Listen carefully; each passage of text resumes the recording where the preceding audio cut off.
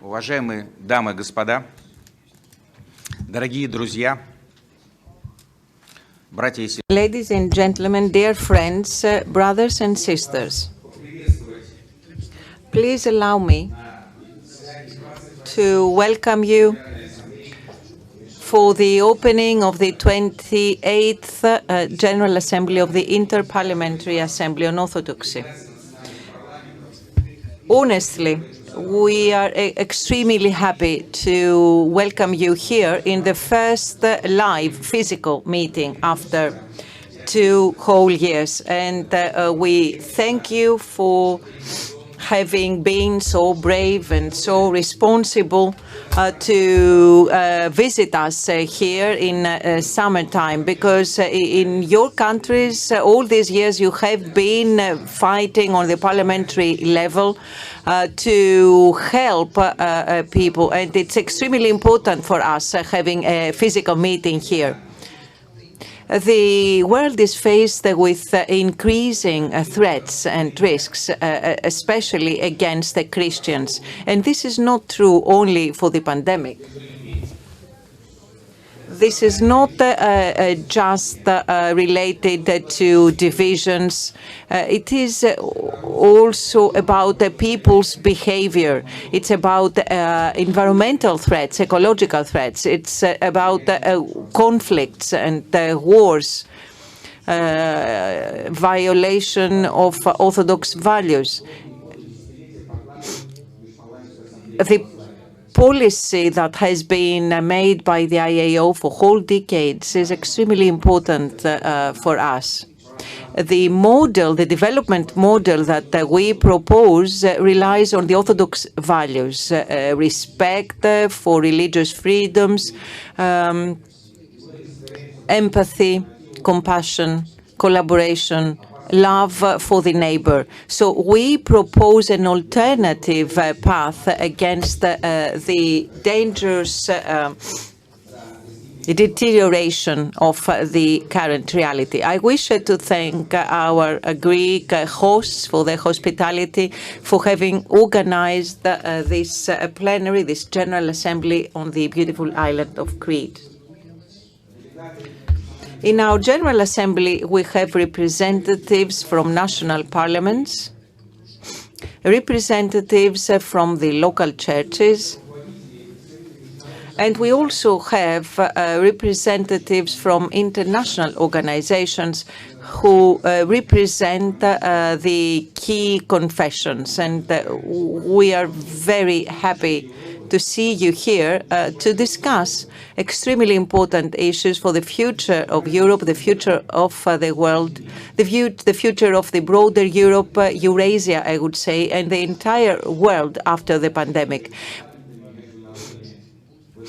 And how we want to view the relation among parliaments and people in these dangerous, these dangerous times, so we can make decisions for the benefit of our peoples, our parliament, and for the benefit of the entire world.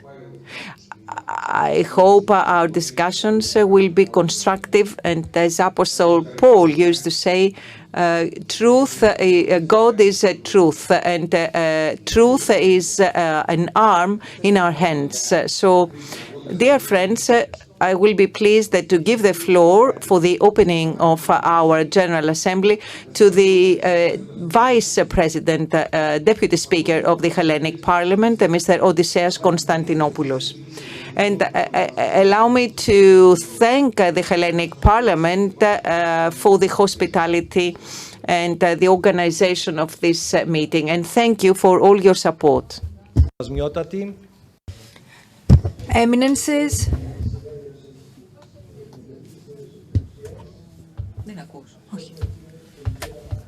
Secretary General of the Interparliamentary Assembly on Orthodoxy, Regional Governor, Secretary General of the Foreign Ministry, Vice President of the Parliamentary Parliamentary Council of Europe, Mrs. Bakoyannis, members of national parliaments, representatives of the international parliamentary organizations. Allow me to convey to you the message of the President of the Hellenic Parliament, Mr. Konstantinos Tassoulas.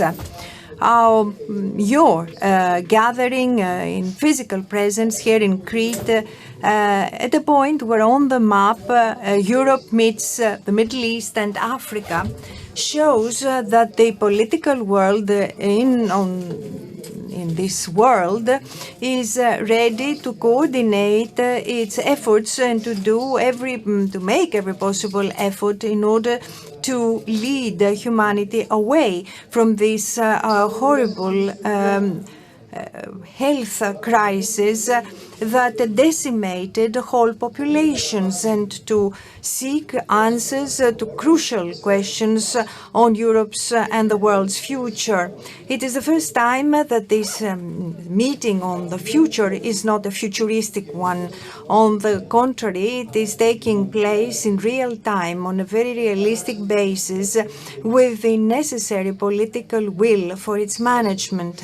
The pandemic and its consequences on public health, human everyday life, interpersonal relations, on nature, show very clearly the road that we need to select in order to devise our strategy for the future. We need now to seize the opportunity and manage rationally and fairly our future. The level of empirical political knowledge that we have acquired, thanks to our experiences, in conjunction with the level of scientific and technological progress and development, give us the opportunity to redesign the system of globalization towards more green, democratic, peaceful and humanitarian directions. Hello, Mr. Schinas. In order to achieve all the above, international cooperation is necessary, and I'm not referring to intergovernmental collaboration, but mainly parliamentary collaboration that is actually achieved by national parliaments, or either on a bilateral or multilateral basis. It is our duty as legislating power of our countries to take a stance not only on the national level but also on an international one, and express the international joint interest for the management of our future in post-COVID era.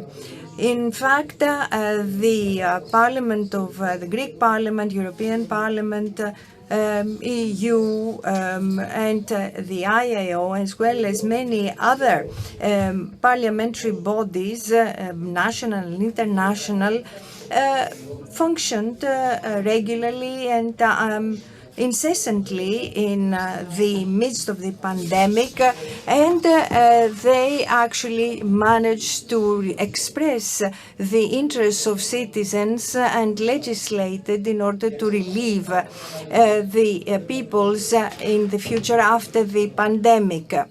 The secular, in fact, we need to return to ecumenical values. The secular ideals and the principles of Europe and the world that were passed on in the centuries seemed to be shadowed by this seductive system of globalization of commerce and the outbreak of nationalistic expressions, but values remain unchanged in time. There were unilateral movements that are an insult to all human civilization. European history and the religious existence of a certain religious identity that set afire all hope for peaceful coexistence and conciliation in the future. You will allow me to close this short address with my warmest greetings to the I.A.O. for its multi-level work in the independent parliamentarism. Every success and fertile results to your work. We are grateful to the President of the Hellenic Republic, Mrs. Sakellaropoulou, who has placed the meeting under her auspices. So I will give the floor to Mr.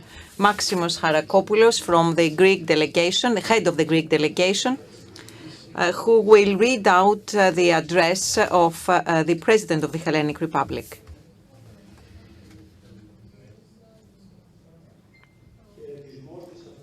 Address by Her Excellence, President of the Hellenic Republic, Madam Katerina Sakellaropoulou, to the 28th General Assembly of the Interparliamentary Assembly on Orthodoxy.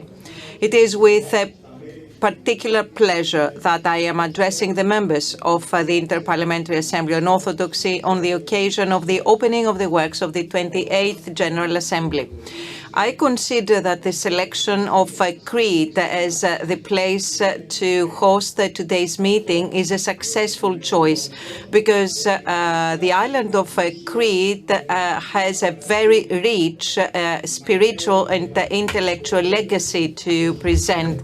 Its long century journey is decorated by the activities of numerous spiritual figures, including neo-martyrs of faith and figures from the field of Orthodoxy who inspire, teach, and urge to high values and supreme experiences which are essential for contemporary people. Christian Europe today lives in a new era, which has dawned for the benefit of its peoples in conditions of open democratic dialogue without restrictions of human freedom or social exclusions.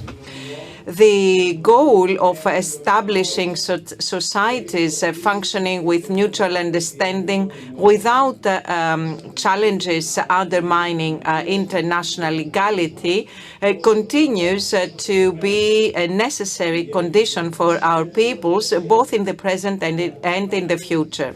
The Interparliamentary Assembly on Orthodoxy, responding to the major political and social changes that have marked the societies of Europe in the 90s, has been pursuing ever since its establishment to display Orthodoxy as an instrument, as a tool to promote collaboration among Orthodox Christians and as a medium of expression for the achievement of peace in areas where peace has been disrupted. So we are looking forward to restoring the black pages of history by creating new healthy requirements, new healthy conditions for the prosperity of European peoples that need to rely on the values of democracy, justice, historical truth, and historical conciliation. The display of Orthodoxy as the key pillar of contemporary European culture is more relevant than ever. In an international environment which is being redefined every day because of various unforeseeable factors, we have the supreme responsibility to express conciliation and hope, which are the components of the Orthodox tradition. In this context, Greece supports every effort that aims at the respect of fundamental human rights and freedoms, including religious freedoms. We support institutional dialogue on the domestic and on the international level as the medium for peaceful coexistence of cultures and religions. We follow up with a major interest every campaign for the protection of the rights of Christians as well as the faithful of all doctrines and confessions and faiths in countries where people are persecuted for their religious faith. And undoubtedly, we are concerned over the limitation of freedom suffered by Christian populations because of their religious identity. While an ongoing goal is to explore conditions of peaceful and safe coexistence with populations of different faith.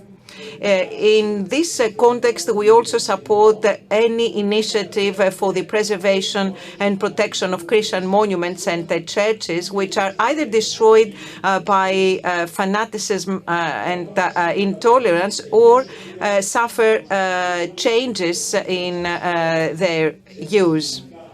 The decision to turn Hagia Sophia in Istanbul and the monastery of Hora into Muslim mosques injures the principle for respect of history and diversity and undermines every effort to protect cultural heritage.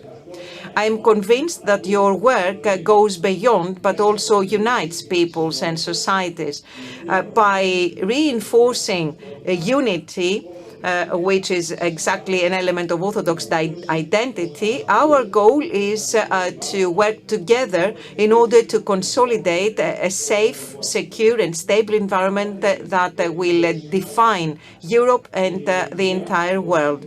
Our ultimate goal is to create a common future with prospects for the future generations. With these few thoughts, I wish every success to the works of your General Assembly. Спасибо, господин Charakopoulos. Thank you, dear Mr. Charakopoulos, dear friends, for various reasons. Some representatives are not present in Bulgaria, Moldavia, Romania. The electoral processes have not been completed, and there are also some restrictions due to the pandemic. We are not going to be able to greet the representatives of Belarus and Syria. Some will be arriving tonight. The representative of the Greek government, Minister of Justice, will be arriving, but we will also have a meeting with Mr. Margaritis Schinas that had seen us immediately after his election. Mr. Schinas, you have the floor.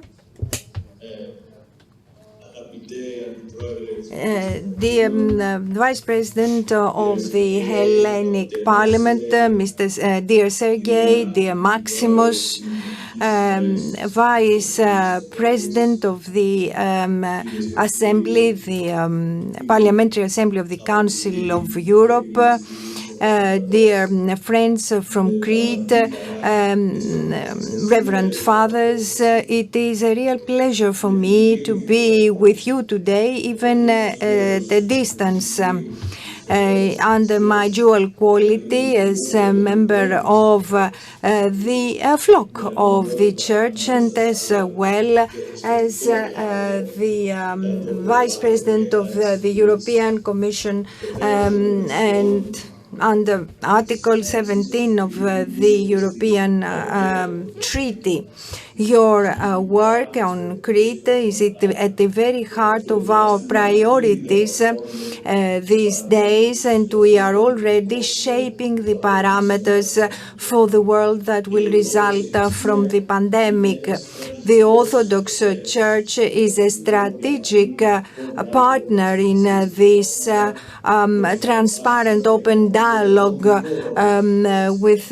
between doctrines, and It has been our pleasure and honor to have met you immediately after taking over my duties in December 2019.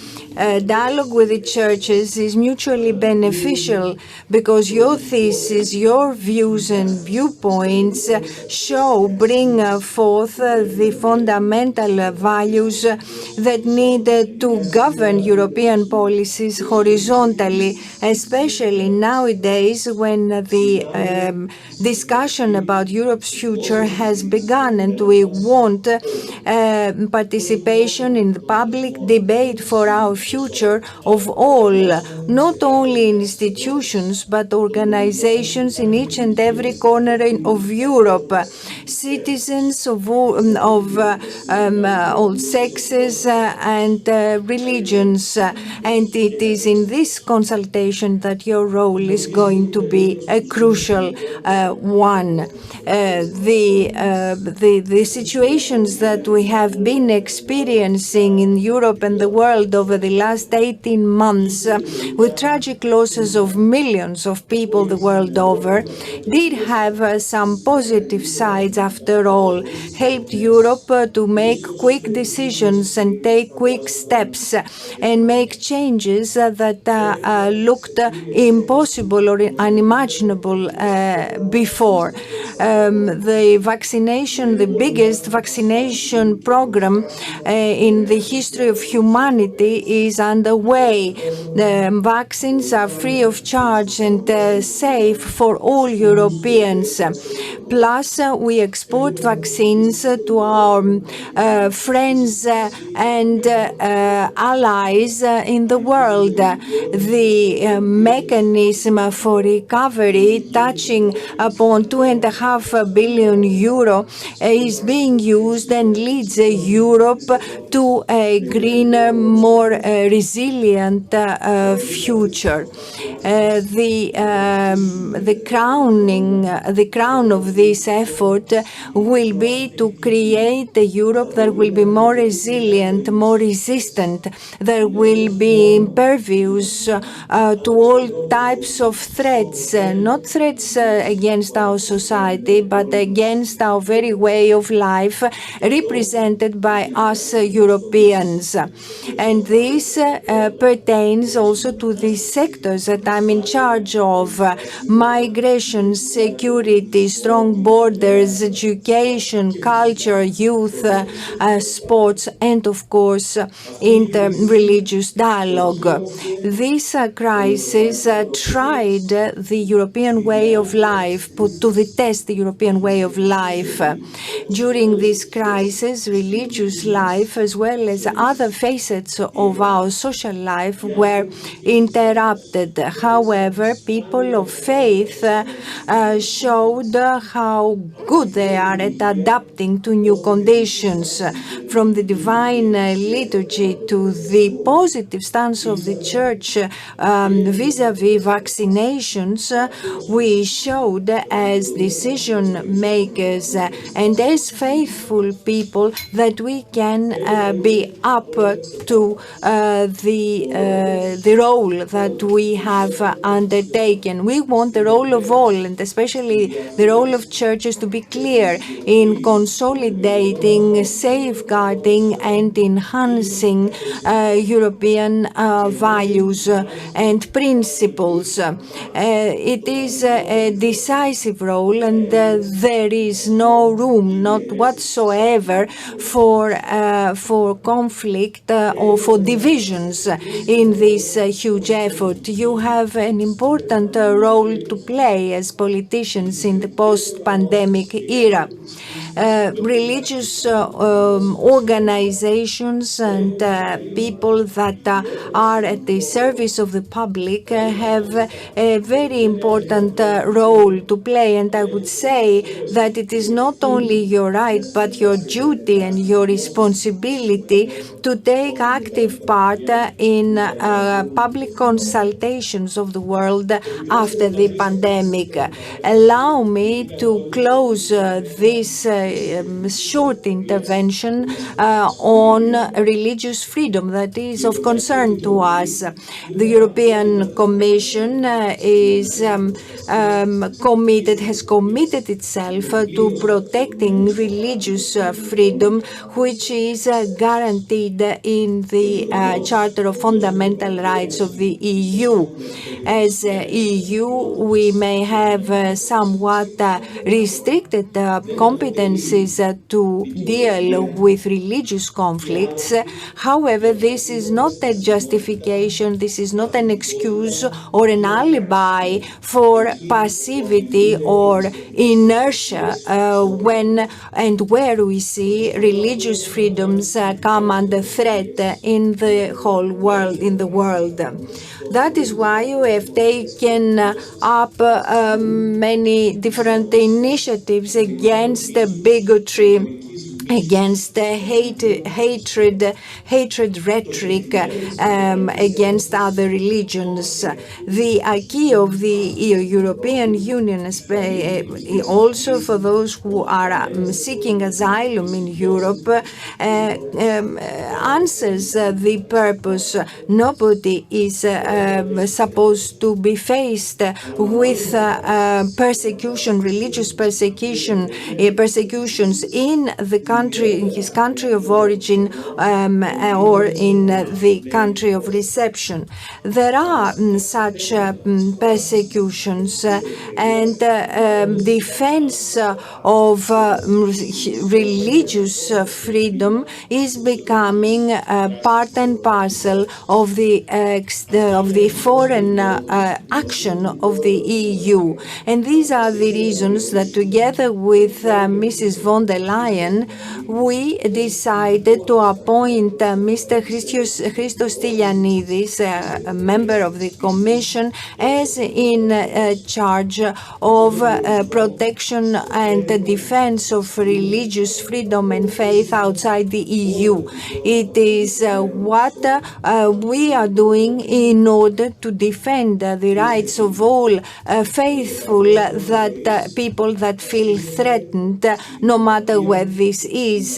Our way of life is based on democracy, the principle of human dignity, respect of different beliefs, tolerance, peaceful coexistence, religion, and of course dialogue, which is the rule for consultation in the world. We are working for a big, great Europe, a Europe that has ample space for us all. And I think that I will end by saying that your contribution is decisive in this dialogue. Europe has a role and has also the right to speak, and we shall always be on your side in this quality of ours. Thank you very much. Спасибо большое, господин Schinas. Мы надеемся на Thank you. нашего диалога. Thank you, Mr. Schinas. Yes, indeed, we are looking forward to deepening our dialogue with the authorities of the EU for the restoration of our religious identities. I would like to ask Mr. Sablin, member of the International Secretariat, to read out Mr. Volodin's letter, message of the Speaker of the Russian State Duma. Hello, dear friends. Allow me to read out the greeting of Mr. Volodin. To the participants of the 28th General Assembly of the I.A.O. Dear friends, I would like to address all participants and guests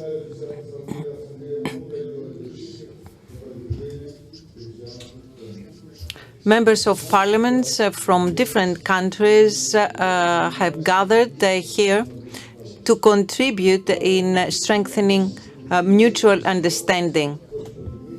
In the framework of the discussion for the future of Europe and the world, you need to discuss the role of parliamentarians in overcoming key challenges, and you have to share experiences on best practices.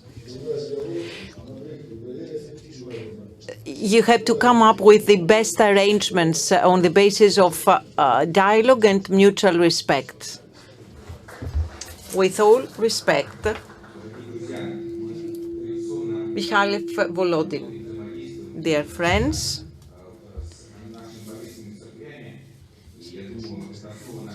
we have a traditional collaboration with the local churches, which is one of the foundations in our development and growth. Therefore, I would like to ask Metropolitan, His Eminence Metropolitan Elder Emmanuel of Chalcedon, to read out the greeting message of His All Holiness, the Ecumenical Patriarch Bartholomew.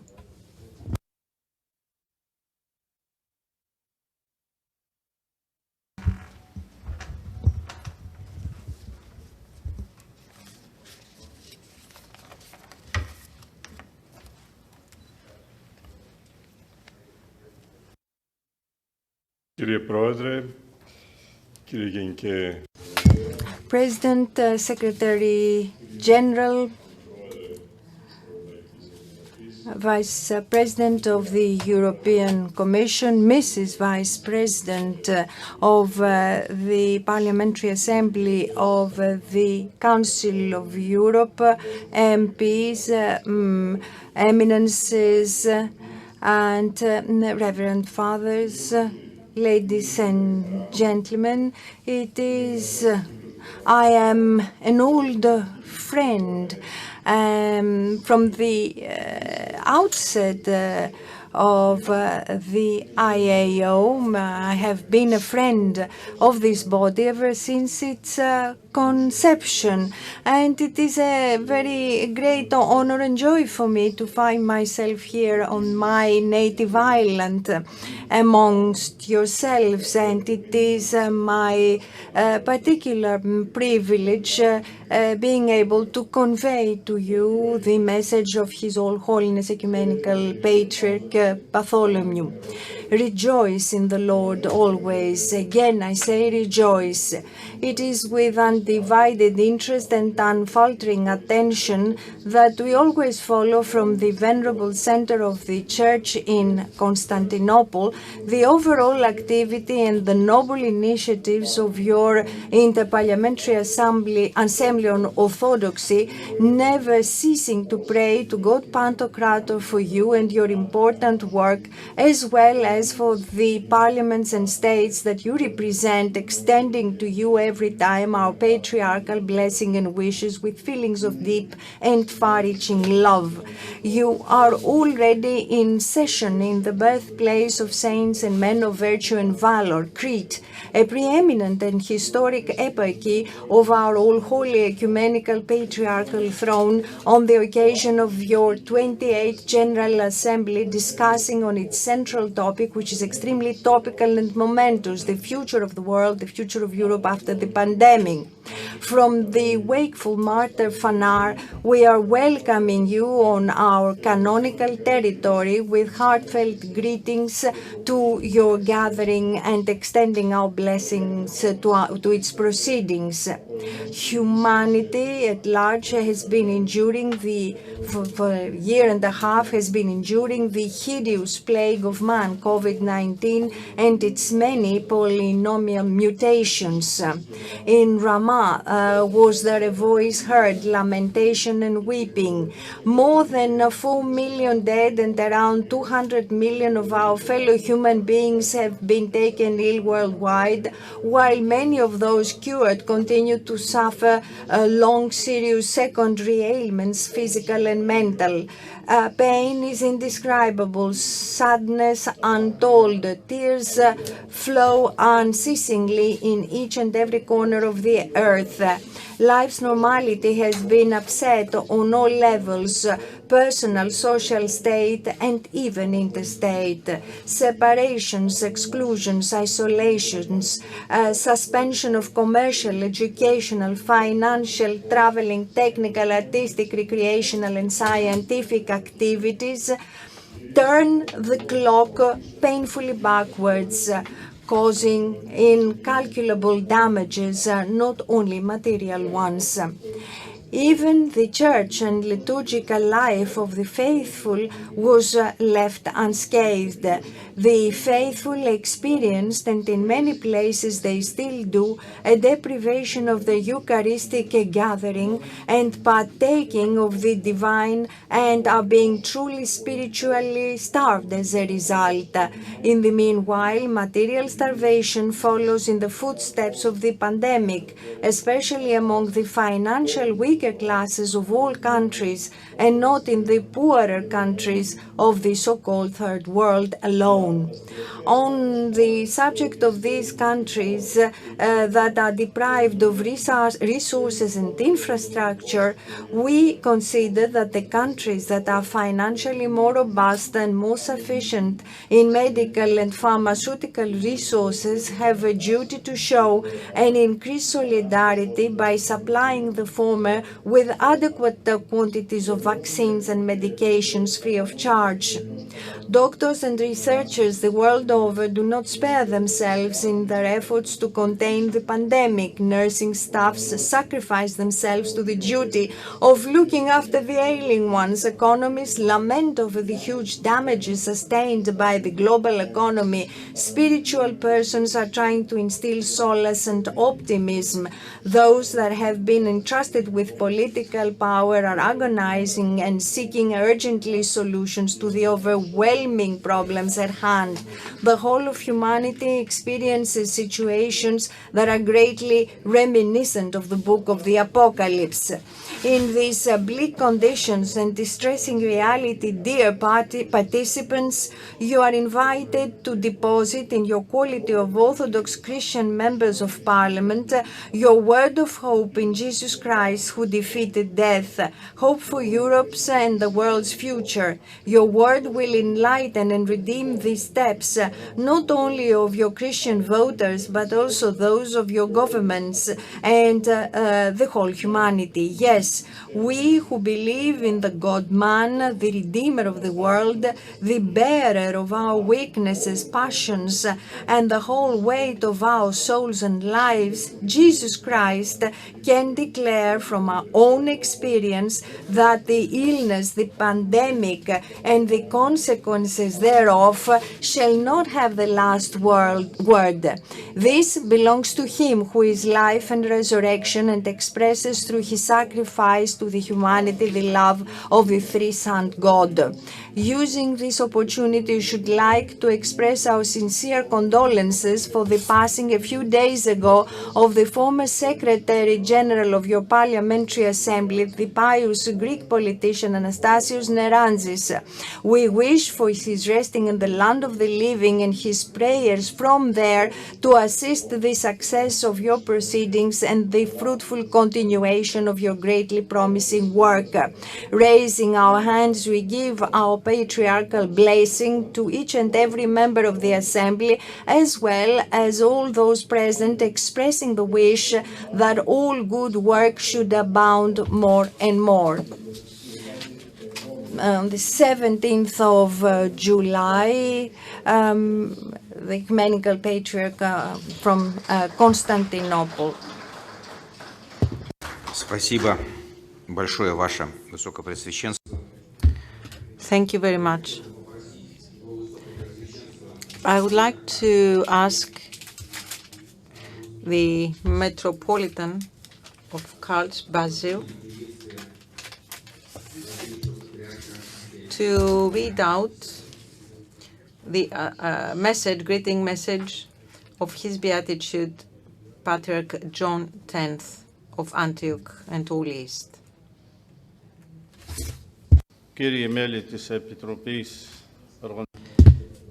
Members of the Organizing Committee, President, Members of Parliament, Your Eminences, ladies and gentlemen, representatives of the churches,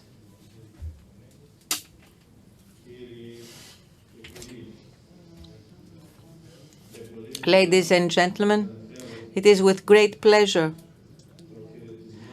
that I am conveying the greetings from John the 10th, Patriarch of Antioch, and his blessings for the success of your work.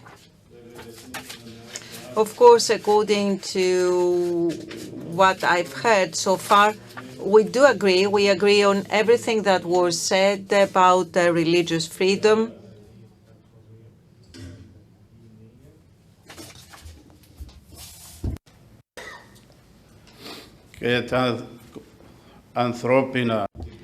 And everything that you have said about human rights.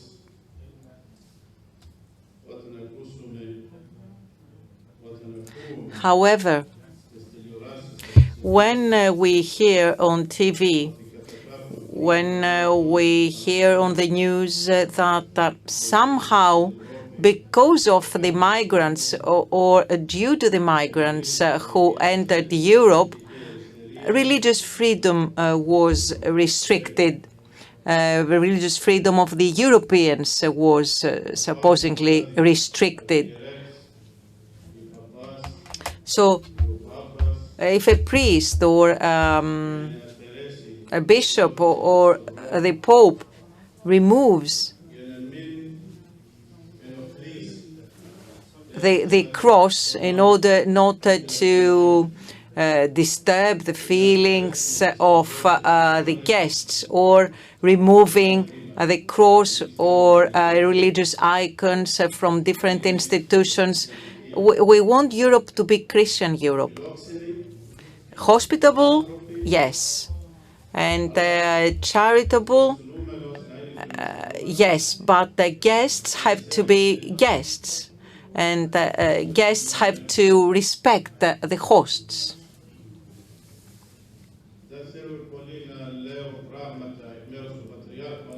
I don't want to say much on behalf of the Patriarch of Antioch. I don't wish to say anything about the pandemic, but science and religion are an inspiration of the divine word. And those who react have actually understood half of religion. This is what Evangelist John says.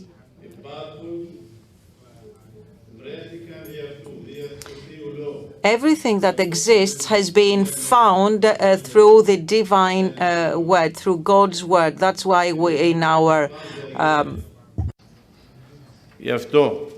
credo, we say that we believe in one God. And science and religion, both science and religion, are an expression and inspiration of God's word, and through the blessings of the Holy Spirit.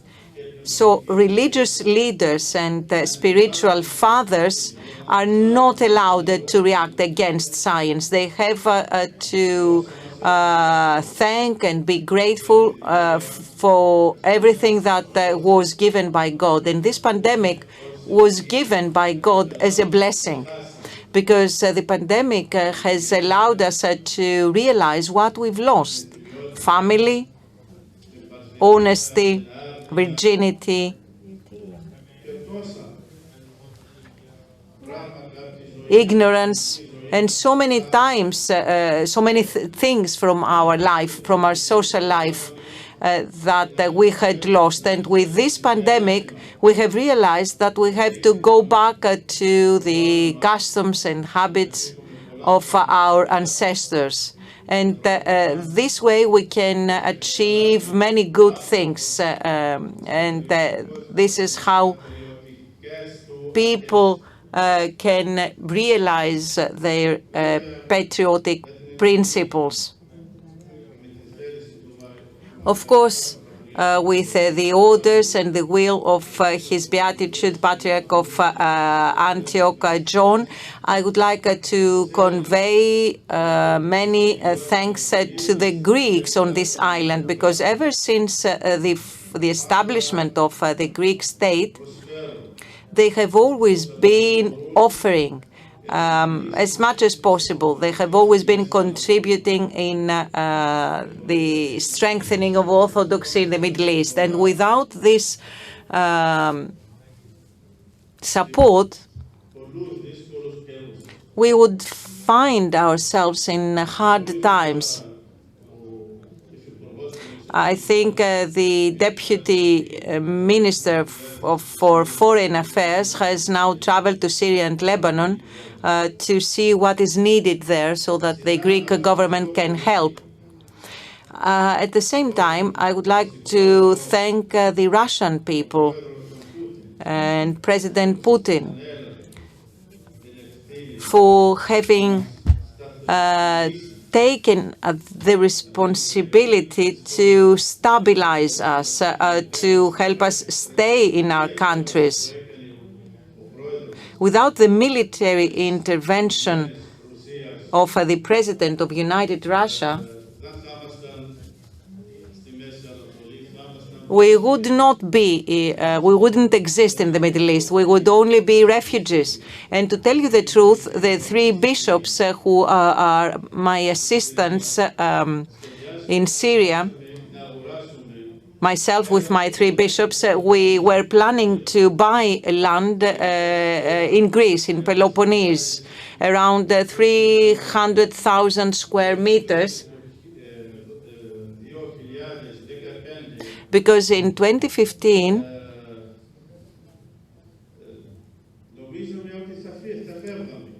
we thought that we would have to leave Middle East. We thought that we would have to abandon our land because those religious rebels are terrorists, and they have reached the borders of the Valley of Christians. They have reached the borders, so with half an hour drive, they would be inside. So by this intervention, we have stayed in our houses, in our churches, in our sacraments, not just us, but also moderate Muslims, because I said once to a president responsible for Muslim property, we were being interviewed by a TV channel of the Arab Peninsula, and I asked him, aren't you more afraid than me, because you are a Sheikh and they will kill you immediately, while I can pay a tax and stay alive. That's why I would like to thank the Russian government for their support. They helped us stay there. Of course, our relations as an Orthodox people, our relations with Russia are known. So His Beatitude wishes every success to your works here. And may you have a good cooperation among Orthodox peoples and Orthodox churches. Thank you. Спасибо большое, Ваше Пресвященство. Вы несете действительно тяжелое служение. Thank you very much.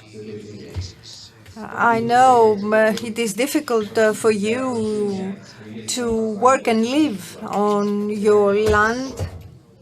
Now, I would like to ask for the reading of the greetings by Kyrill.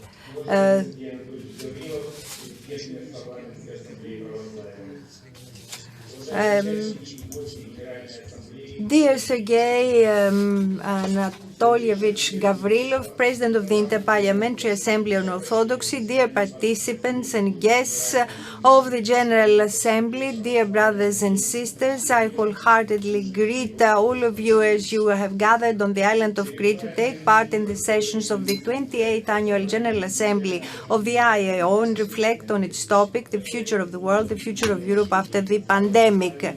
In these trying times, it is not fortuitous that the participants' thoughts turn to the problems related to COVID-19 infection, which has changed lives of millions of people, having become a global challenge to the humanity as a whole. This challenge has given rise to alarmist fears and caused hardships, anguish and pain of bereavement. However, this same challenge has revealed in many of our contemporaries such lofty moral qualities as selfless love, mercy and willingness to serve others. Next to doctors and nurses, there were priests, clergymen who help, assist and encourage the ill ones and administer the holy sacraments of Christ and celebrate memorial services for the departed. Due to this epidemic, a considerable number of restrictions have been introduced into our life and seriously limit opportunities for Christians from different local Orthodox churches to hold their fraternal meetings, undertake pilgrimages to Orthodox holy sites, and to pray together. We now find it difficult and sometimes even impossible to do many of the usual things that for decades helped us preserve the unity of the world orthodoxy, which is now under a significant threat. Current situation requires from us hard efforts in order to find new ways to overcome the existing divisions. It is necessary, in particular, to strengthen our solidarity in supporting our suffering brothers in the Middle East, North Africa, Kosovo, Metohia, Ukraine, and elsewhere. As we see, great damage is being inflicted on the integrity of the global Orthodox family today due to the division caused by the anti-canonical actions aimed at legalizing the schism in the Ukraine. To this day, the Ukrainian Orthodox Church has been subjected to discrimination. Its churches are seized and attempts are still made to restrict its rights and at various levels. There is a discord and there is a crisis, and it is my firm belief that the way out of this crisis can only be found through going back to the canonical tradition of the Orthodox Church, provided that there is openness towards dialogue. May the experience of our cooperation within the framework of the Interparliamentary Assembly on Orthodoxy prove to be useful as we are seeking ways to resume this dialogue. I wish all of you God's help and blessing, blessing of your fruitful work aimed at strengthening solidarity and unity of the Orthodox nations. I want to say that Vasilios that spoke before me, and I thank him, was right. It is true, but the pandemic has made many changes to the whole world. The church is living and multifaceted organization and has been moving for thousands of years. I was in Damascus. I met His Beatitude John X. I met others with whom we give help, assistance of all kinds to the sister church of Antioch. And I'm giving you this example not in order to pride myself in this. I'm saying it because I firmly believe that we must be united in our actions and work. More than ever, our faith requires of us to be rallied by the side of our Christian brothers, especially the Orthodox Christian brothers. We believe that all of you that are active politicians will do everything you can in order for this world to become better, cleaner and milder. God bless you all. Thank you, dear friends. From up here, it is with great joy that we see more and more representatives arrive from Cyprus, Montenegro, and elsewhere. It is very important to have this Cypriots participation. I would like to give the floor to a well-known politician of modern Greece, former Minister of Foreign Affairs, Mrs. Dora Bakoyannis. Mrs. Bakoyannis, you have the floor.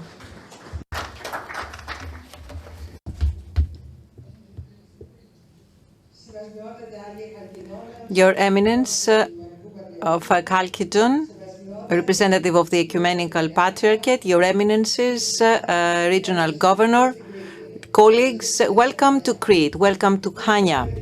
It's indeed a great pleasure being here among you tonight for the 28th General Assembly of the Interparliamentary Assembly on Orthodoxy. And I'm very pleased because although it has not been possible last year to hold this assembly because of the pandemic, it is taking place this year now in Chania, and we didn't miss this opportunity. I would like to thank the President of the General Assembly, Mr. Sergei Gavrilov, and the Secretary General and my good friend, Maximos Charakopoulos. I thank you both for the invitation and for the excellent organization and coordination of the Assembly. Dear friends, undoubtedly, the last 2 years since the beginning of 2020, Greece, Europe, and the entire planet have been tried and suffering. We are being faced with an unprecedented pandemic. It has been a major challenge. However, both Greece and Europe have addressed this challenge with responsibility and success. And there is no doubt that beyond the economic consequences, the pandemic and the necessary health measures have caused challenges in the functioning of institutions and principles. Many parliaments were shut down in several European countries and all over the world. Whole states have been in a state of emergency, and many aspects of our daily life have been suspended.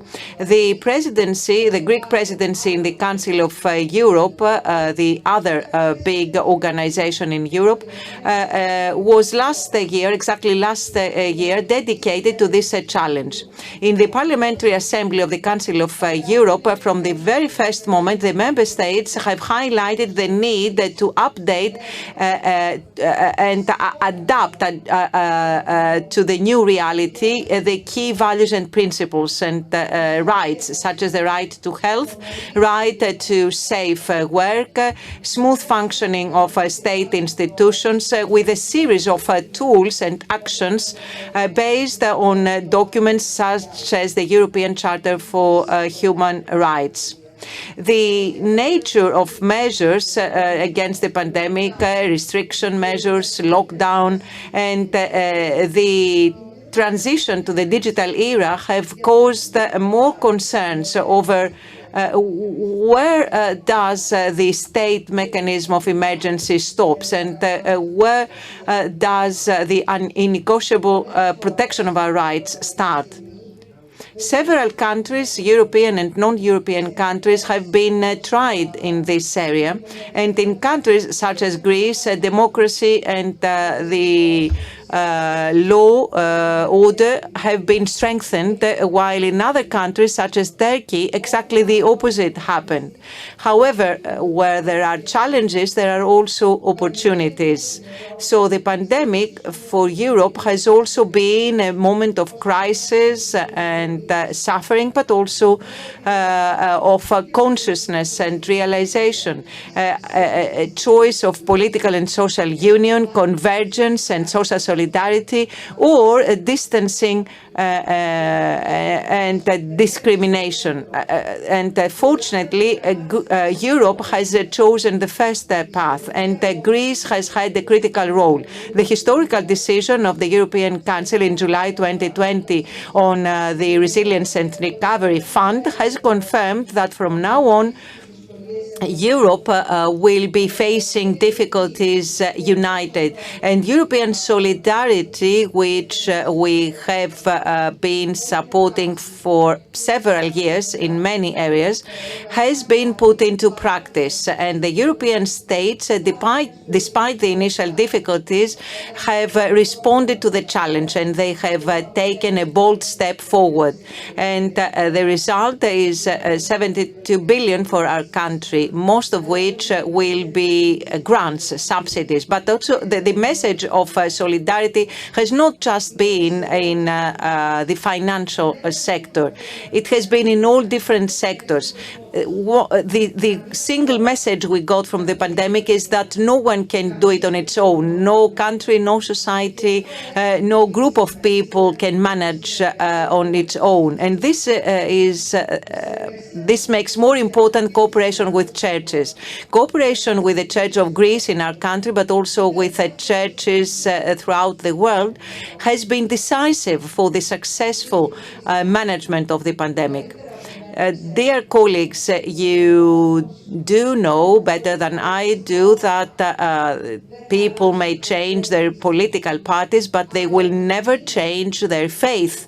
So the power of the Church in this fight against the pandemic has been decisive. So the conclusion is that only by working together we can address all problems. And this is the message that Europe has fortunately realized quite early. If we can learn something from this pandemic, from the way our daily life has changed, there's the things that we were considering as given have been reversed. And we have realized that we cannot do anything on our own. So in those critical months of the lockdown measures, what has kept us alive has been our faith and its power. The faith and the belief and the confidence that we will find the way out of this suffering, that the collaboration between the experts and the state will show us the way to safety and freedom, so that we can hold again in our arms our beloved ones.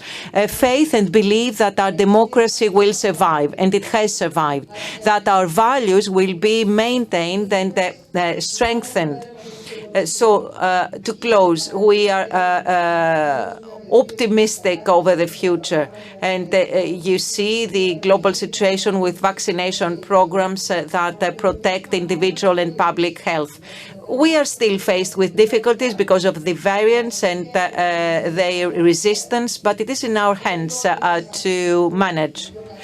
All together, and each one of us separately, we have to realize our responsibility to mobilize our surroundings and everyone around us to get vaccinated in order to save themselves, but also become a protection shield for our fellow humans. Ladies and gentlemen, Europe started as a vision, and it has gone through hard difficulties these last 2 years with the Brexit, the pandemic, in the economy, and international challenges. But it has managed, it has survived, and will continue surviving based on its values and principles, and fighting against any concept of intolerance and racism and any thought that there are people of a different category.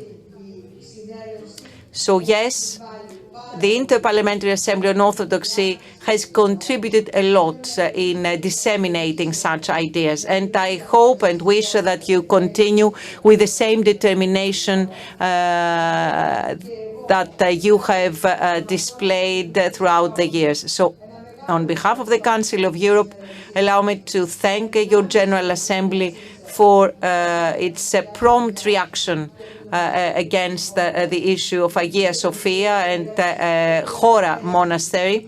The two General Assemblies that have issued a resolution on this has been your Assembly and the Parliamentary Assembly of the Council of Europe. So we have raised our voice.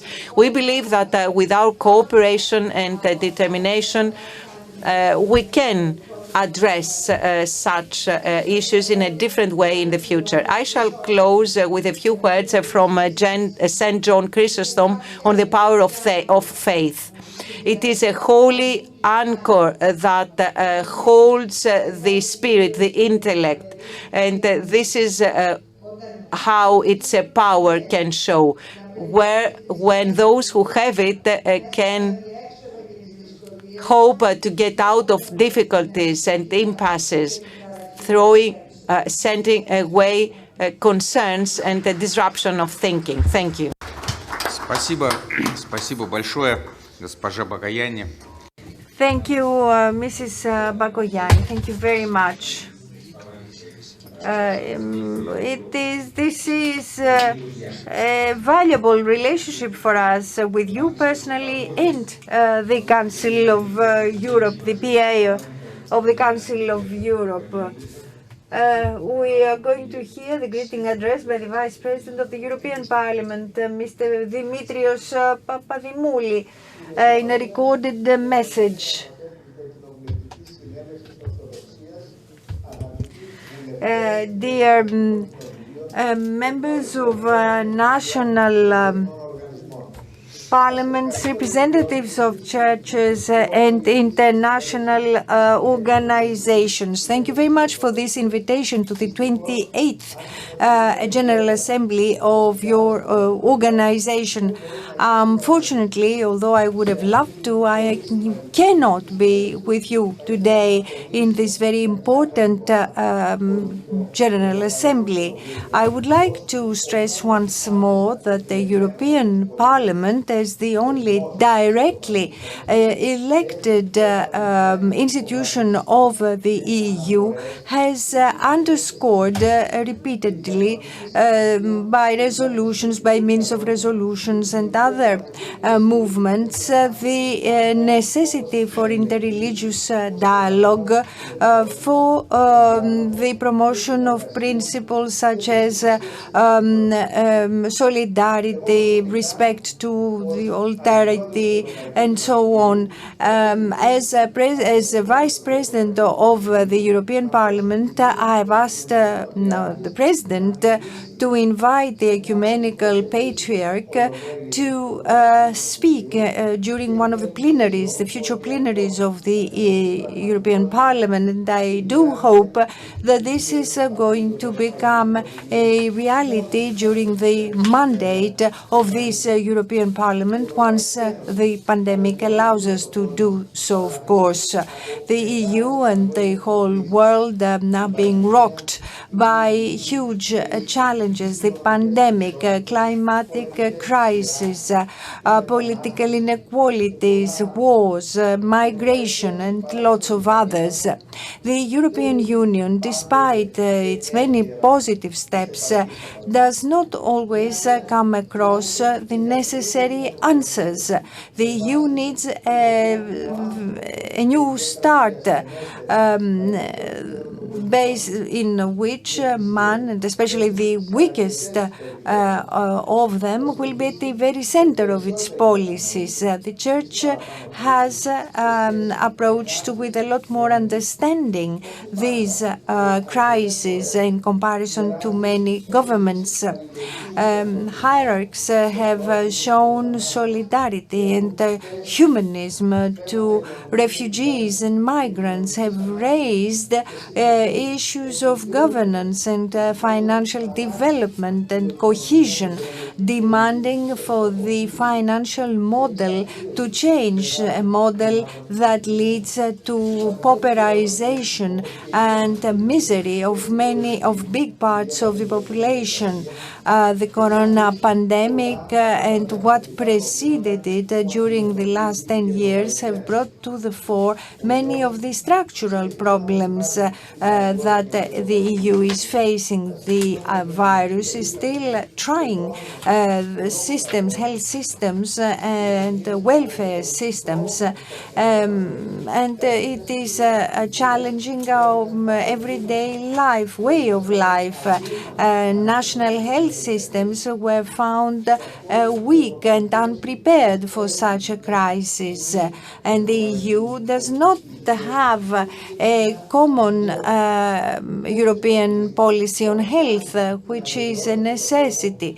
Such challenges that increase uncertainty and fear may be conducive to the rise of extremist ideologies full of bigotry and extreme right-wing ideologies. It is necessary to enhance democratic legitimacy, and for this we need the participation of more and more citizens that will help put into practice institutions such as the gathering of the people in the market, in the old marketplace, the agora, in order to discuss and face climatic change, regional inequalities. In other words, the citizens' role needs to become more prominent in the making of policies. A dialogue has to start for the future of Europe in order to really bring about a real substantive dialogue between citizens and the politicians. We also need to see how to use the new technologies for the benefit of the citizens while protecting and respecting their personal data, how to protect the planet, how to protect institutions and help assist those that feel marginalized and excluded.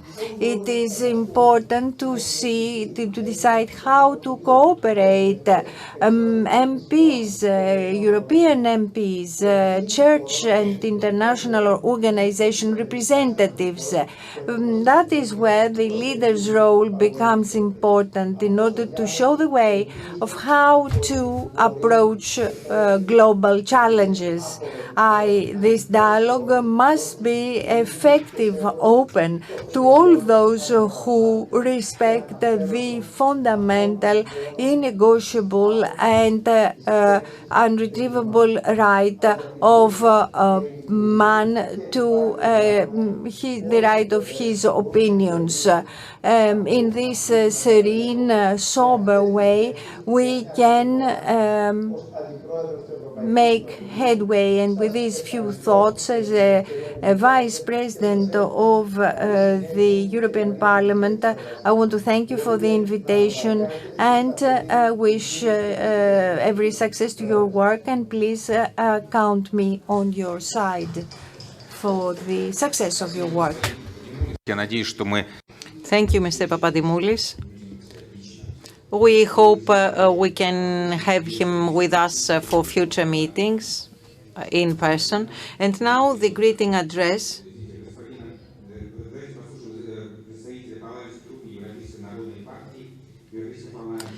by the Vice Chair of the European People's Party of the European Parliament, Mr. Vangelis Meimarakis. And we thank Mr. Meimarakis for his message.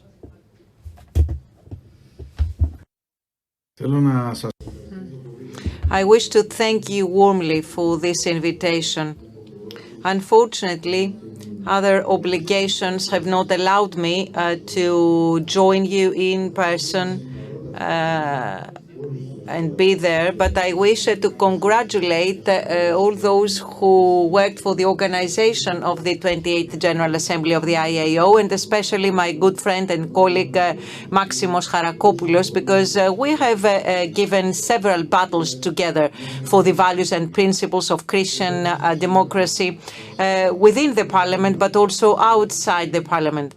I would like to urge you to enjoy Crete. It is an amazing island This is my home island, and it is a great pleasure for me that you are holding this assembly on the island of Crete. At the same time, this meeting is being held in a critical period when the pandemic has changed our life on all different levels and has reversed what we used to consider as given facts. And always in such periods of concern, we are looking for compasses and constants in order to face difficulties and stand on our feet the following day, as we always do, the Christian Democrats, because we rely on pan-human ideals and principles and values and visions who are the construct of modern societies. And we rely on the principles of love, solidarity,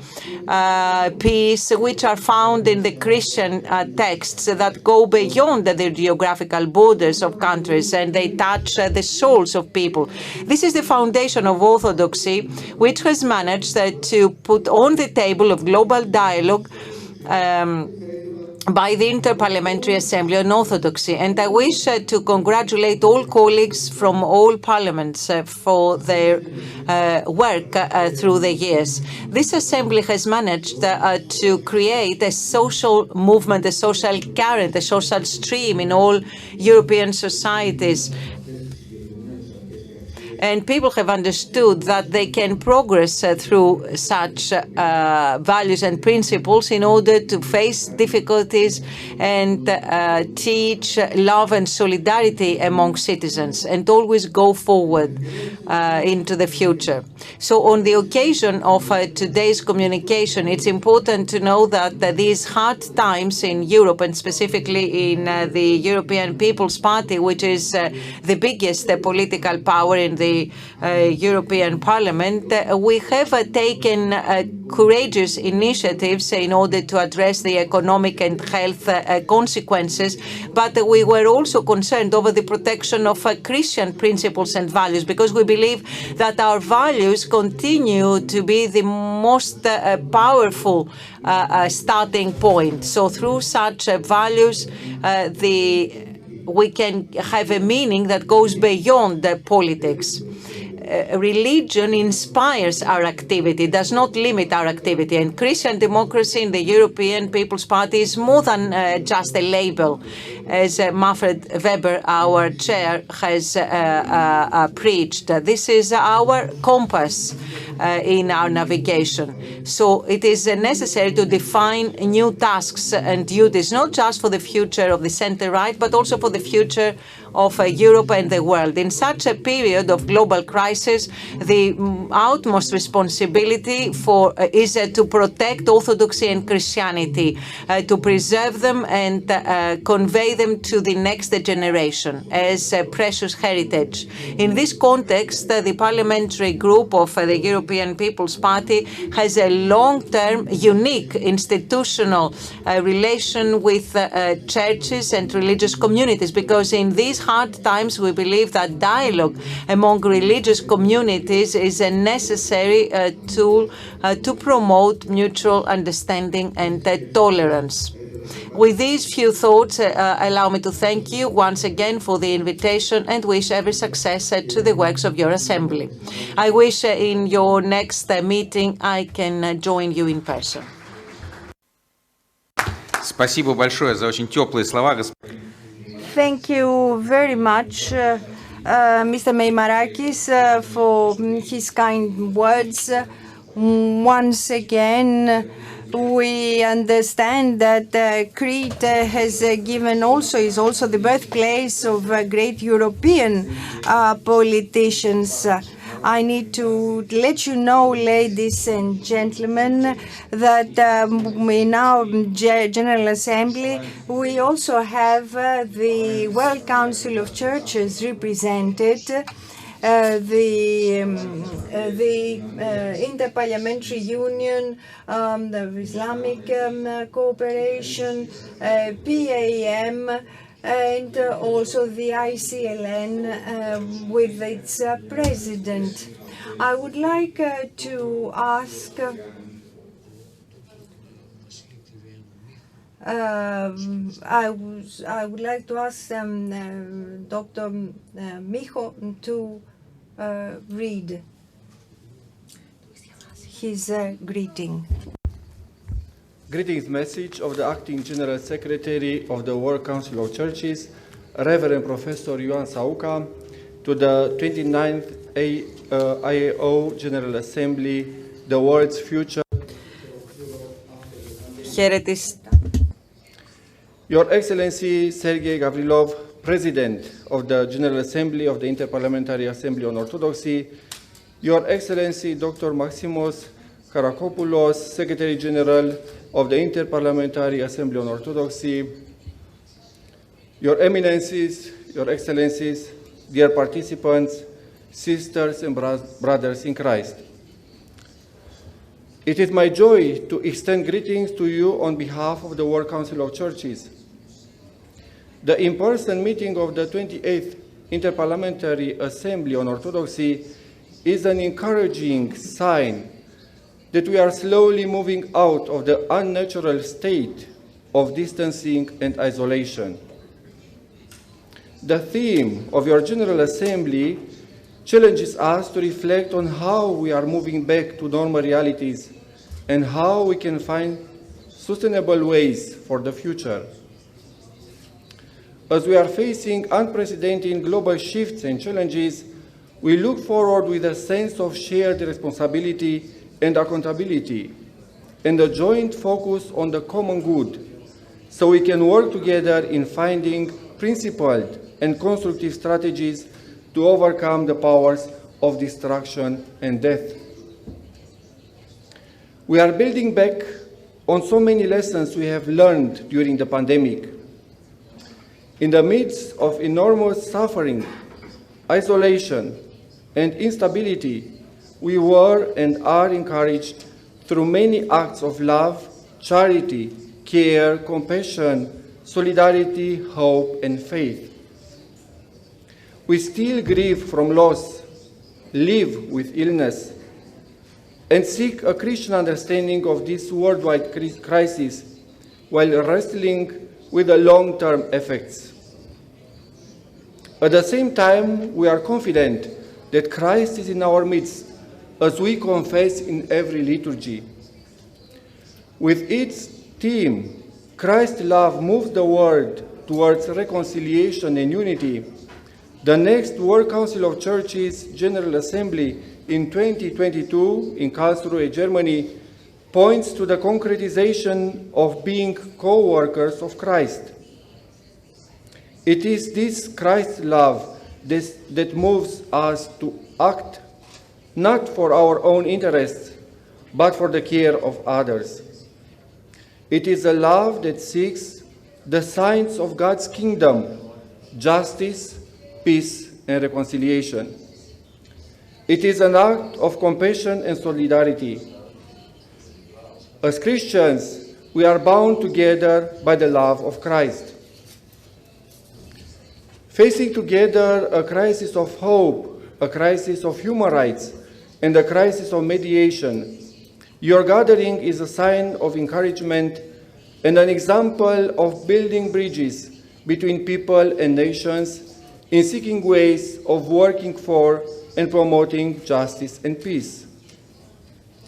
Then only in searching for sustainable ways of cooperation on vital concerns that this will contribute to increasing mutual understanding and a shared vision of our common future. I wish you God's blessing and inspiration as you reflect and discern on the course of action for the future. May your gathering bring a vision of hope, encouragement, and inspiration for the world of today and tomorrow. Yours in Christ, Ioan Sauca, Reverend Professor Dr. Ioan Sauca, Acting General Secretary of the World Council of Churches. Thank you very much.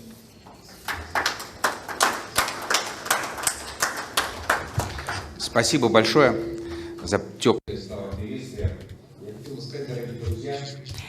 Thank you for your kind words.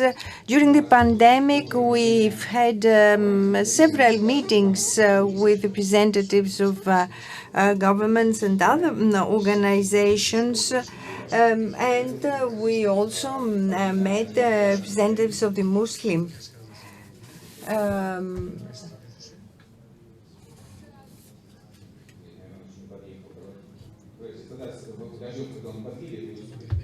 Okay, well, we will wait for the speaker.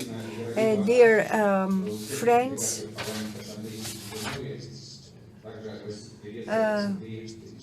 okay, while waiting, we shall ask the President of the Parliamentary Assembly of the Mediterranean, Mr. Arshik, to greet this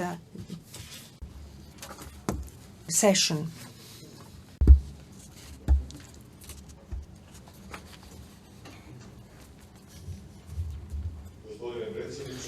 Mr. President, ladies and gentlemen, I am very honored to send my greetings to you for a successful of the 28th General Assembly of the Interparliamentary Assembly on Orthodoxy.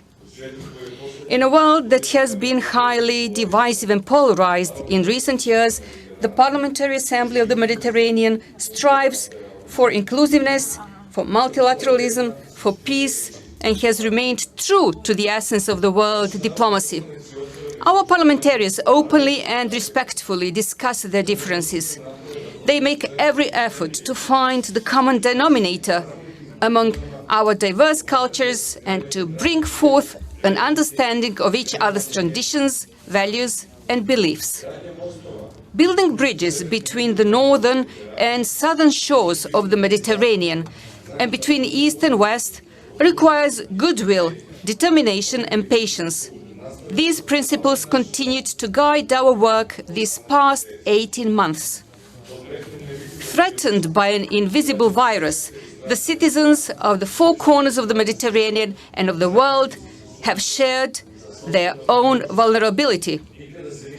We have never felt more alike or this close to one another.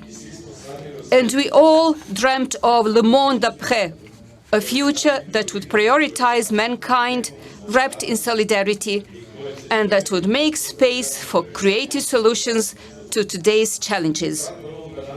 What is the role of parliamentarians in this endeavor? At the onset of the pandemic, it was important for our Assembly to gather the latest available scientific data from reputable sources. PAM sought the assistance of a senior expert in health our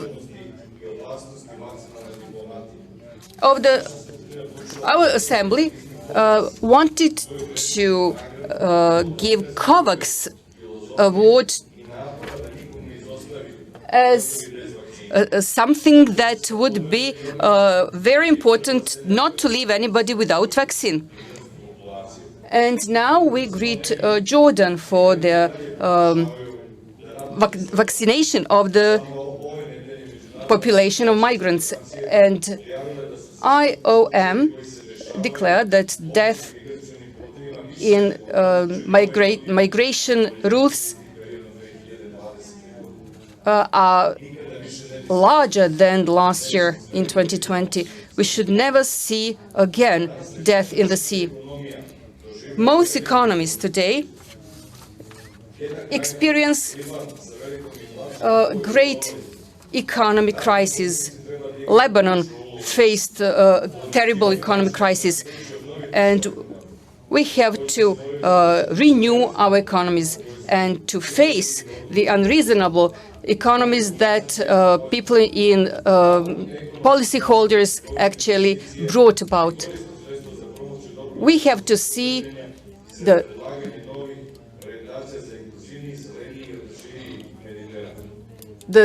more responsible and greener Mediterranean. Our region faces a very dangerous situation. We organized several meetings against the terrorism, and we cooperate with the United Nations office in Qatar that will see the world in fighting terrorism and everything that leads to terrorism. And we see a very slow movement in repatriation and also statelessness, and we have to see everything that is important to resolve this matter, and statelessness is not an option. And we want to mitigate the crisis, and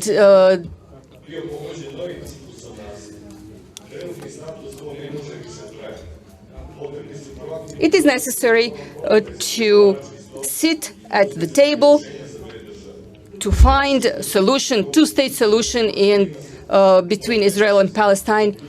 And they actually have vice presidents in our bureau, political bureau, and they discuss issues together, and the parliamentarians can play a very important role in diplomacy. Our region is not just a hotspot politically. Climate change will impact our region in major ways. This week, PAM is present in G20. It will be present at COP26 and COP22 to build a momentum to ensure governments take steps to align national strategies with the objectives of the Paris Agreement and the UN Agenda 2030. Parliamentarians have serious responsibilities in responding to today's challenges and preempting those of tomorrow. But religious leaders have serious responsibilities too, by encouraging people to care for one another, to respect each other and our environment. I'm pleased to extend an invitation to meet in 2022 in Rome for an interfaith dialogue meeting under the auspices of PAM. This will be an opportunity to continue our dialogue, self-reflect further, and inspire each other to enact policies for the betterment of our societies. Thank you for your attention.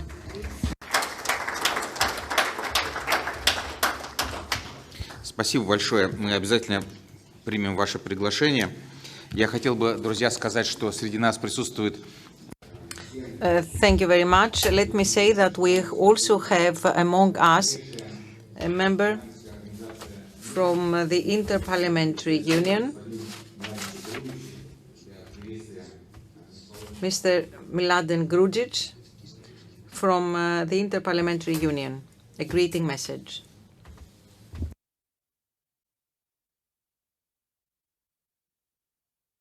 Yes, thank you. Mr. Chairperson, Your Excellencies, dear friends, on behalf of the President of Interparliamentary Union, I am honored to join the 28th Annual General Assembly of the Interparliamentary Assembly of Orthodoxy, which is discussing the important subject of the world's future, the future of Europe after the pandemic. I would like to thank the organizers for the invitation to share some remarks as we at the Interparliamentary Union are engaging with many of the areas of focus of this General Assembly. In this time of uncertainty, the COVID-19 pandemic has reversed a lot of the progress which had been achieved in human development. Decades of work has been erased and millions of people have dropped back down into extreme poverty. And we have yet to see the light at the end of the tunnel. Vaccines have been produced and administered in record time, and yet much more needs to be done to bridge the gaps in different countries and regions. With the pandemic, we have now reached a point where a new way of thinking, innovative approaches, and a genuine openness to change are needed if we are to fully understand and confront the unpredictable and complex challenges of our Ovo se može postići samo kad imamo društva koje su otporna, ravnopravna i inkluzivna. Mada je pandemija zapravo testirala parlamentarnu otpornost, nemamo zapravo nikakvu sumnju da parlamenti, kao oni koji održe ljudska prava i vladavinu prava, da će da postanu centar napora da se izgrade društva koje su bolje opremljene kako bi služili ljudima pre svega.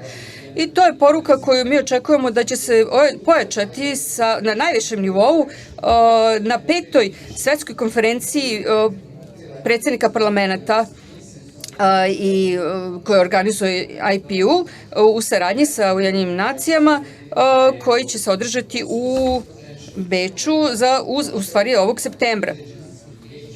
I.A.O kao i ISP također je potencijalan kao međukulturalni i međureligijski angažovanje da imaju da bi napravili jednu pozitivnu kontribuciju za budućnost sveta. I mi smo radili zajedno i angažovali smo se zajedno sa ISP, pogotovo po pitanju Skupštine iz 2017. godine, gdje je usvojena deklaracija o unapređenju kulturnog pluralizma i mira kroz međuverski i međuetnički dijalog. Zajedno s Ujedinjenim nacijama mi sada planiramo i globalnu konferenciju sljedeće godine kako bismo obeležili kraj međunarodne dekade ponovog pristupa kultura i kako bismo Welcome. It's my pleasure to extend invitation to the Interparliamentary Assembly on Orthodoxy to attend this conference next year, where we can continue important conversations from the General Assembly about working together to build peaceful and just societies after the pandemic. I thank you for your attention. Thank you. Спасибо. Спасибо большое, господин. Thank you. Thank you very much.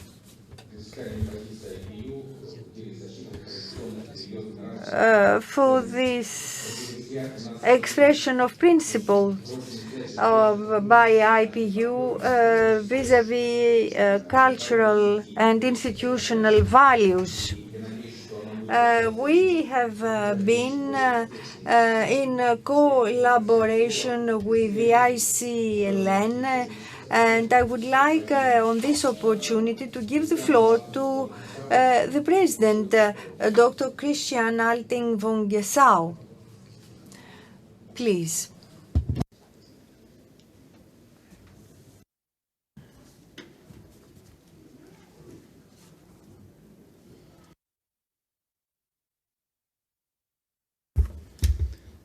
Mr. President, Your Eminences, Your Excellencies, it has been a great honor for me and my colleagues, as, so to say, outsiders, to be invited to this very important meeting, and a meeting in troubled times for humanity, as we have heard today at various interventions.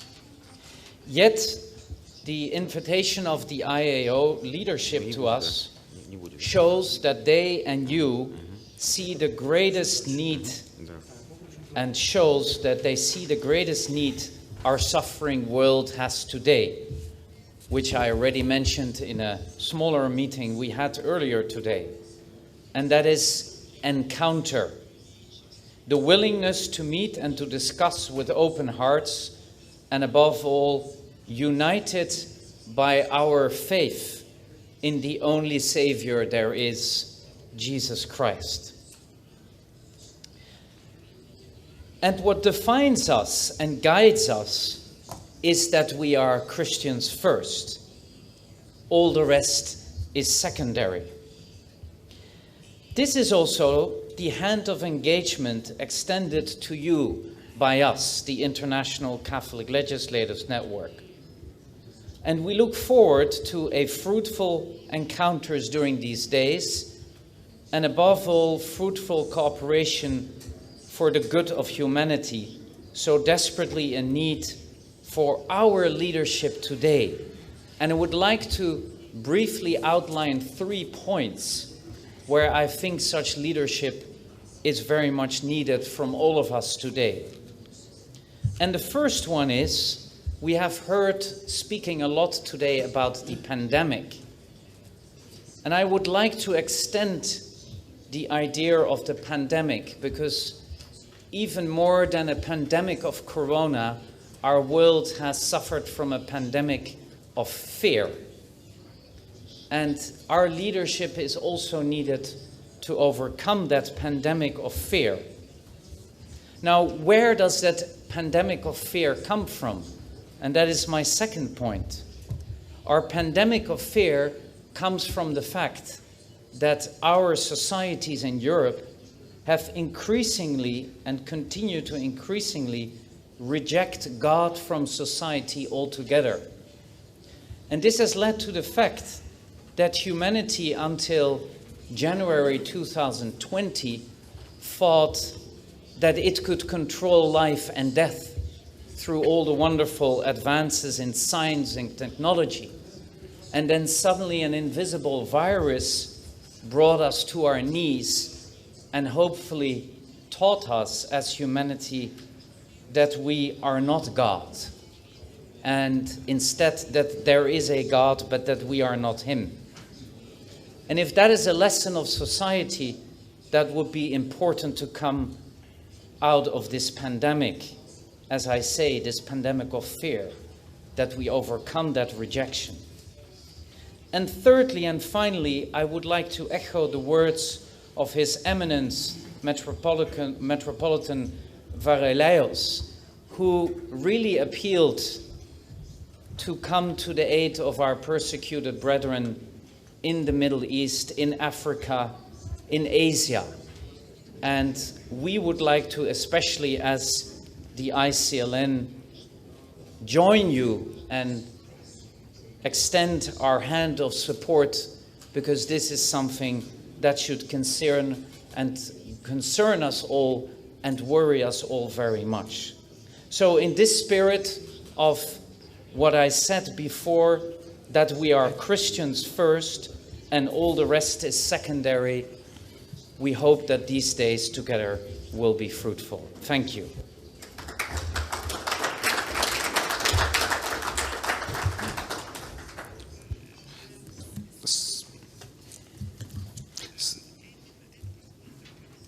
Спасибо большое. Thank you very much, dear President. I see with a lot of joy that we have more and more partners and partnerships. This is in witness of our tolerance, of our openness, of our sincerity.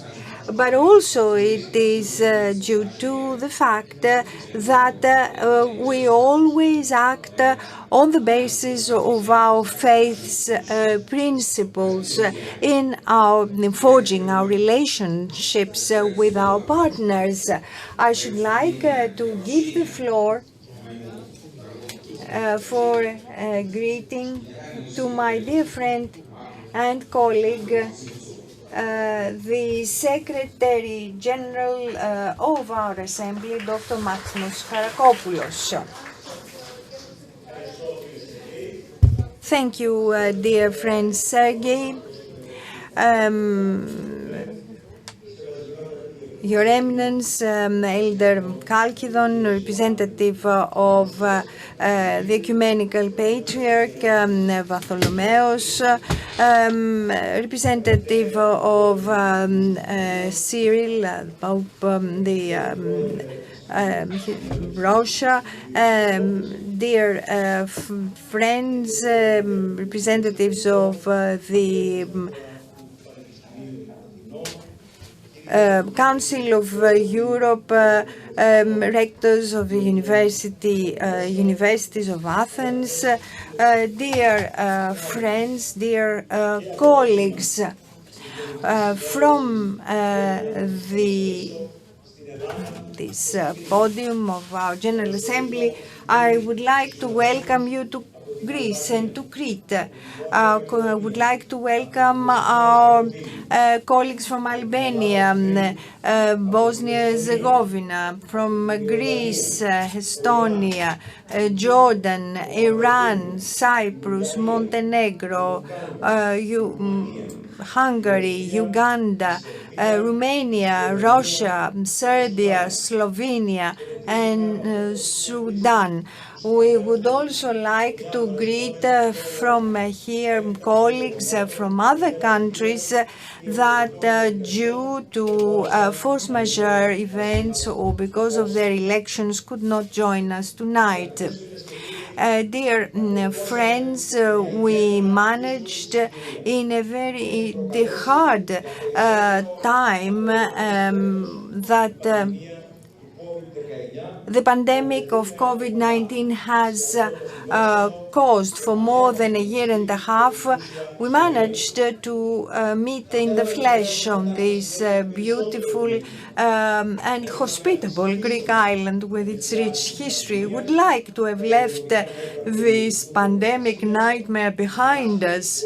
We would like to be here without our masks, without restrictions, without protection. We would like to have gone into the post-COVID era to enjoy the optimism for our future plans. We would like to have been able to travel with the conviction that we had vanquished this mighty enemy who, albeit invisible, has managed to cause hecatombs of victims and undermine the normalcy of our life, our everyday life, social relations, and financial transactions. But unfortunately, we cannot, not yet, because despite the vaccinations program that is underway for many months, still the threat is present, despite the herd immunity that is being slowly built. The fear continues to torment us because the virus continues to attack our fellow human beings. It is obvious that the wall that we raised is still incomplete. It has faults in it, and these faults are the anti-vaxxers, either because they believe in plots, or because they are afraid, irrationally so. In any case, the mutations of the virus do not allow us to get out of this tunnel, multiplying the negative effects of the pandemic. But what can be the future in Europe after this crisis? What kind of horizons will open up in front of us, and what must be the proposals that us Orthodox MPs can contribute to this common future, future that is defined by a common religious faith, our common traditions, and of course our common joint codes of understanding. I want to contribute to the discussion that will take place these days, and as food for thought, I would like to mention certain points in general for the future of Europe. I shall begin, wise fathers, with the lessons that the pandemic has left us, that we need to turn into actions for our lives. Humanity, in order to face this death threat coming from this tiny enemy, had to act in coordination and jointly, and it did succeed. In fact, it is obvious that there is interdependence, because if there are black holes in the planet, the whole planet will be at risk. This interdependence leads inevitably to solidarity, and other peoples and countries that need help listening to the gospel that says, love your neighbor as thyself. This ethical mandate must not remain external or superficial. It must become an internal experience. However, the European space has been hit for decades in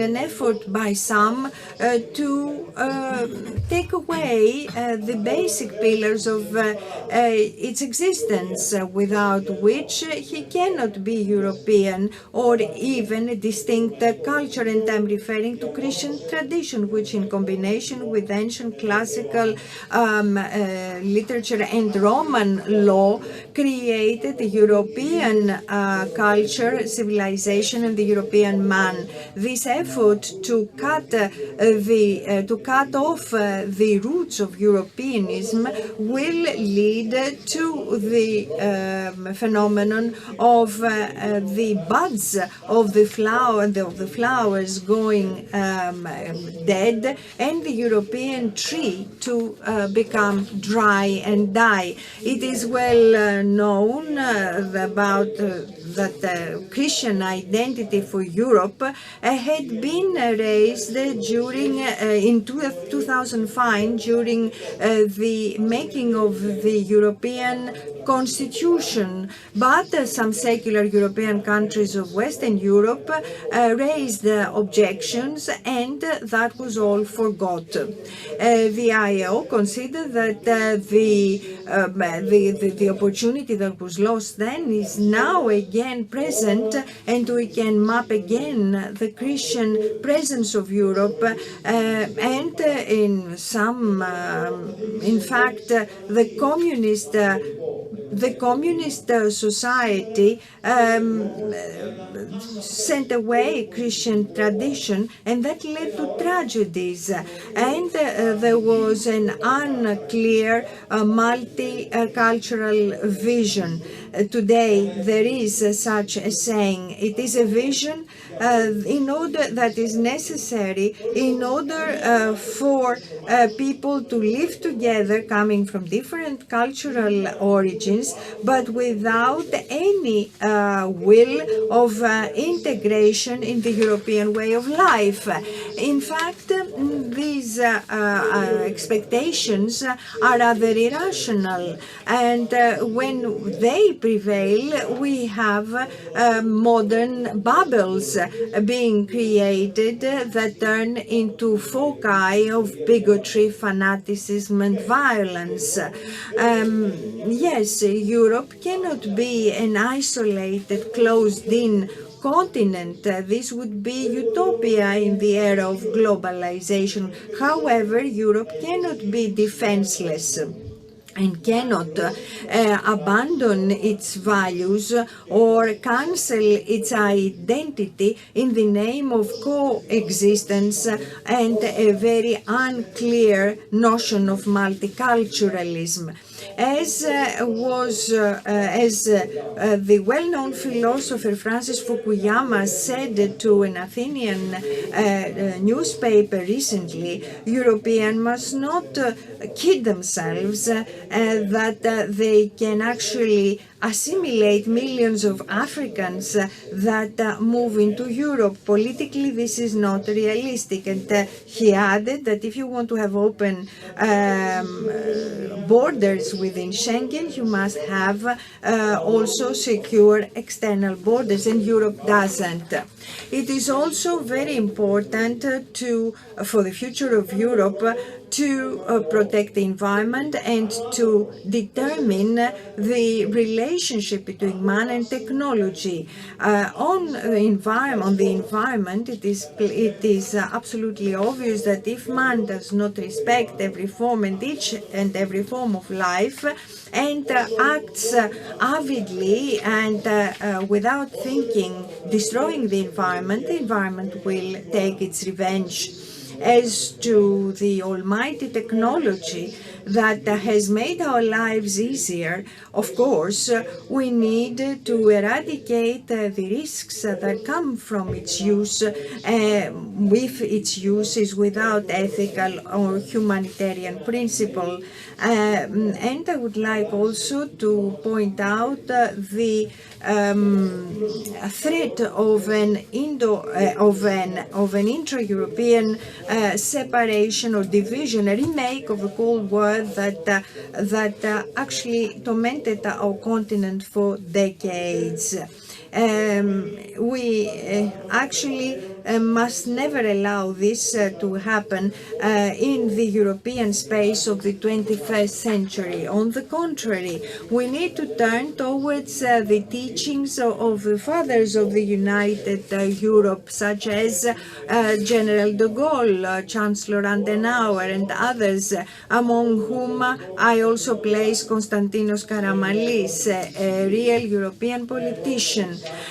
We need to go for unity. The vision of Europe from the Atlantic to the Urals means a Europe that is strong, a Europe that is independent, prospering for its peoples and nations, with its own cultural heritage and spiritual heritage that will leave its own mark and identity, and will form a hopeful composition. And it is exactly in this direction that the I.A.O. needs to contribute, as it has done for 28 whole years, because this is the kind of Europe, humanitarian Europe, democratic Europe that we envision. Ladies and gentlemen, we await with great interest from you to hear your views, your proposals, your concerns, in order to put together all our political initiatives and make a composition of them that we will try to implement in the coming year. Thank you for your patience. Thank you, Mr. Charakopoulos. Dear friends, I think that we will support Mr. Charakopoulos' opinion on the need to reinforce Christian values and Christian institutions, as the Secretary General has mentioned. I think we need to work harder to this direction and more actively. Allow me to thank you all for your participation in the opening ceremony for the 28th I.A.O. General Assembly. A very serious and concrete discussion is upcoming on the routes for the development of Europe or Eurasia after the pandemic. We are very much interested in your opinion. We are going to have an interesting dialogue tomorrow, so please be here tomorrow morning, 9 o'clock, in this same room. So tomorrow morning, 9 o'clock, we are starting our works. Dear friends, now we are going to have a family photo at the entrance of our hotel. And then in the restaurant of the hotel, there's going to be a reception offered by the Speaker of the Hellenic Parliament. Once again, welcome. I see we have very strong participation from friends and colleagues. So let me invite you all for the family photo, then the reception and our works tomorrow morning. God bless you all.